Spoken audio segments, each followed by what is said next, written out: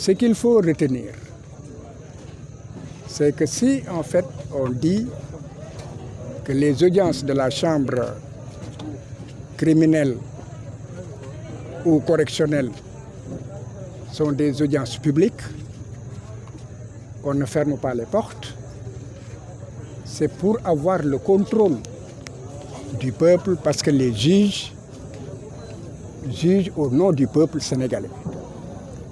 Ce qui permet eux-mêmes, lorsqu'une décision est rendue, de se faire sur une idée si justice a été rendue ou justice n'a pas été rendue.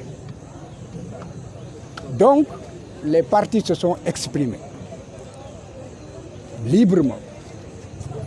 Et vous avez maintenant une idée, non seulement de ce dossier, mais encore vous avez découvert une autre facette de ce dossier, notamment des manipulations d'éléments pour amener des personnes à avouer ou à s'auto-incriminer avec l'utilisation de moyens techniques. C'est extrêmement grave.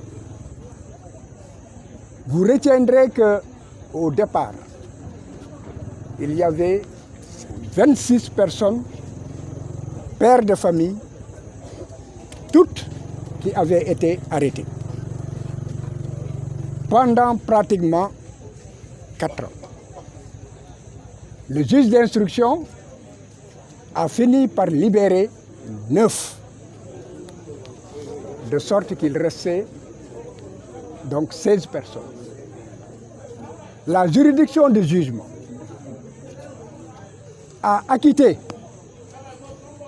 pratiquement les 12 qui étaient considérés comme étant les bras armés, détenteurs des armes, encagoulés, qui avaient tué. Et c'est le juge lui-même qui dit qu'il n'y a aucun élément probant de nature à établir leur quelconque participation à ces événements malheureux et que rien ne peut leur être imputé. Absence de preuve totale.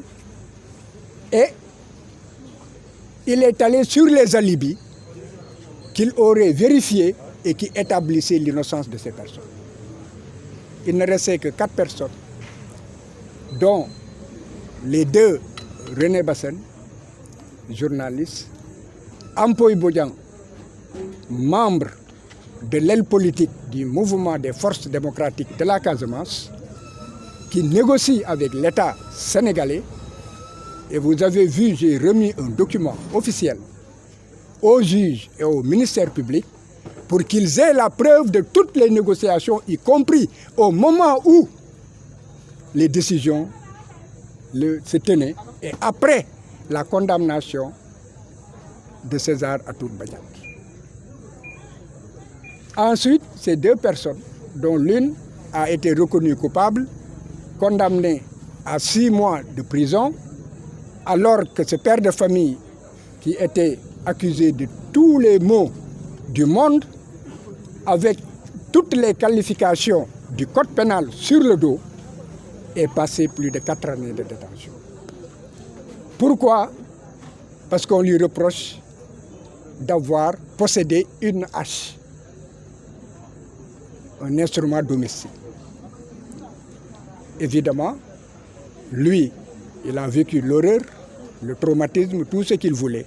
C'est rentrer chez lui et il ne voulait pas qu'on pousse plus loin, mais il a le sentiment d'une injustice et tout Sénégalais qui entend qu'une personne a été condamnée simplement parce qu'on a trouvé dans son dos, dans ses champs, une hache, aura le sentiment de ce qu'il y a eu une injustice et il y a une insécurité des citoyens.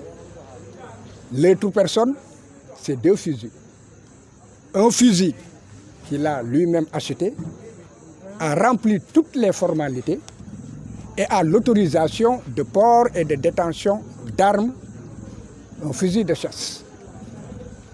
Et il a été prouvé qu'aucun impact, aucun élément pouvant rattacher cette tuerie à une seule cartouche d'un fusil de cette nature ne se trouve dans le dossier. C'est pourquoi On l'a relâché de tous les autres chefs et on l'a condamné parce qu'il avait, en dehors de ce fusil, qu'il détenait régulièrement, 2 autres fusils qu'il a hérités de son père. Donc, ce monsieur aussi, il a eu 6 mois et ce qu'il voulait, c'est rentrer. Mais là aussi, on a un sentiment effectivement d'injustice après avoir passé des années et des années de prison. Aujourd'hui, donc, 2 personnes, la montagne donc, a accouché d'une très grosse souris.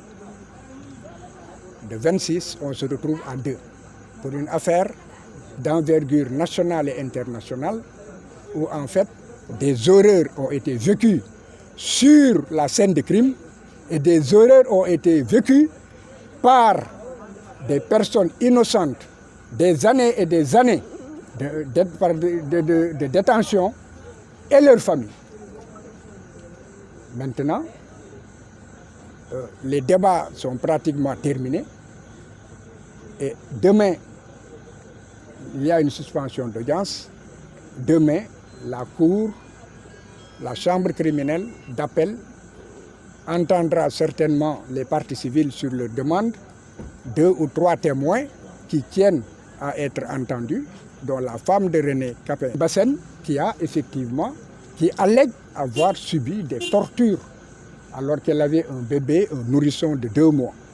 Le personnage clé qui en fait a accusé tout le monde et a revendiqué faire partie des réunions avant la tuerie, avoir revendiqué être au courant et pouvoir certifier d'une planification en donnant des noms, cette personne fait partie des premiers qui ont eu un non-lieu. Alors qu'il revendiquait au départ, n'est-ce pas, avoir été l'auteur de l'exécution matérielle, faire partie des auteurs de l'exécution matérielle de cette tuerie. Donc, mon sentiment, c'est qu'il n'y a pas de justice dans ce dossier. Mon sentiment, c'est que c'est une farce et une parodie. Mon sentiment, c'est que les forces d'enquête, ceux qui ont mené les enquêtes, il leur fallait trouver des boucs émissaires. Ils en ont trouvé en utilisant un vieil homme aujourd'hui malade, n'est-ce pas, qui s'est accusé pour pouvoir accuser les autres afin que cela donne l'apparence d'une crédibilité et qui a bénéficié d'un non-lieu. Alors, vous avez suivi les débats. Maintenant, chacun d'entre vous se fait une opinion, non seulement sur ce dossier, mais se fait aussi une opinion sur 3 questions majeures qui seront débattues. Est-ce que ces 2 personnes pouvaient être dans des conditions objectives pour donner des raisons de penser qu'elles pouvaient se parler ou communiquer pour créer une entente et une association pour perpétrer en fait des horreurs. Je pense que ce dossier, vous avez suivi, c'était des violations et je l'ai dit, en dehors du dossier de Karim Meïssa Wade, je n'ai jamais eu à voir un dossier où il y a autant de violations des droits de l'homme, autant de violations de droits qui sont prévus par des textes qui ont valeur constitutionnelle et des dispositions frappées de nullité absolue, donc qui sont textuelles. Et vous avez vu, et j'ai expliqué comment est-ce que les premiers juges, par des pirouettes, n'ont pas voulu en parler. Et cela, s'ils en parlent, toute la procédure sera annulée et depuis le début jusqu'à la décision rendue par les premiers juges. Espérons que le droit sera dit.